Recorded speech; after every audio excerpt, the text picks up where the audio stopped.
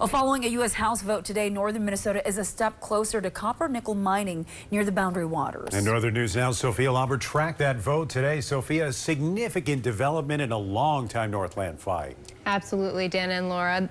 The House today passed a resolution that would overturn a Biden administration ban on mining in northeast Minnesota. It's a controversial move, with proponents saying it will create jobs and give access to critical minerals, but critics worry it could destroy the Boundary Waters.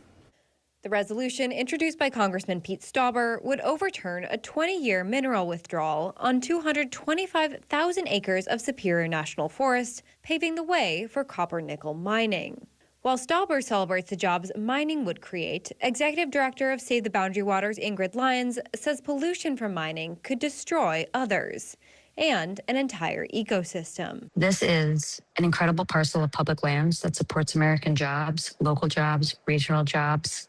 People from across the country come to Minnesota to spend their dollars to experience the Boundary Waters. But proponents like Hibbing Mayor Pete Heiduch say copper-nickel mining can be done responsibly, following Minnesota's environmental regulations. I believe in responsible mining, and so that's why let the science talk, let them show how we can move forward responsibly so that we can support our national defense with these minerals. In an unprecedented move, the legislation uses the Congressional Review Act to overturn the 2023 Biden-era public land order. While the ban has been instated, then reversed under previous administrations, Lyons says the use of the CRA means there'd be no turning back. But it would also bar future administrations from putting in place a substantially similar order. Protecting one way of life. But when I look at what our region and Hibbing, we're mining communities. While potentially threatening another. In Minnesota, you know, we're lake country, and that's really anchored by the Boundary Waters.